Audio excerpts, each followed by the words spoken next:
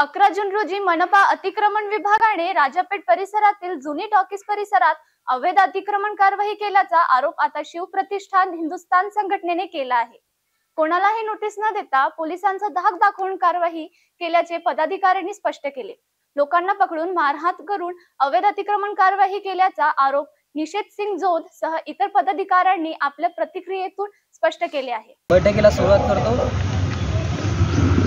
आज पत्रकारांना इथे बोलवण्याचं कारणच हे आहे की आजपर्यंत या जागेबाबत अनेक काही बातम्या येऊन गेलेल्या आहेत आणि या बातम्या ज्या काही आलेल्या आहेत या बातम्या या वस्तींच्या विरोधात आलेल्या आहेत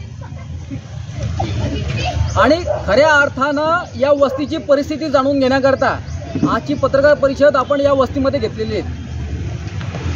11 तारखेला या महिन्याच्या 11 तारखेला महानगरपालिकेने या वस्तीला कुठल्याही प्रकारची नोटीस न देता या वस्तीतल्या लोकांना 50 वर्ष झाले इथे राहणार, काही जणांचा जन्म इथेच झाला, काही जणांचा मृत्यू पण इथेच झालेला आहे।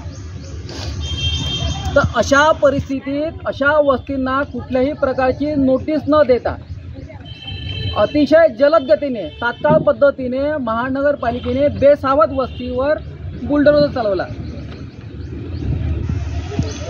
आजपर्यंत या वस्तीचा जर इतिहास बघितला आपण तर अमरावती महानगरपालिका बनण्याच्या अगोदर जेव्हा अमरावती नगरपंचायत होती अशा परिस्थितीमध्ये अमरावतीचं नगरपंचायतीचं महानगरपालिकेमध्ये रूपांतर झालं। या रूपांतर होताना जेवढे काही अमरावती शहरातले गैर मालमत्ता धारक जे होते या मालमत्ता धारकांना नोटीस बजावण्यात आल्या।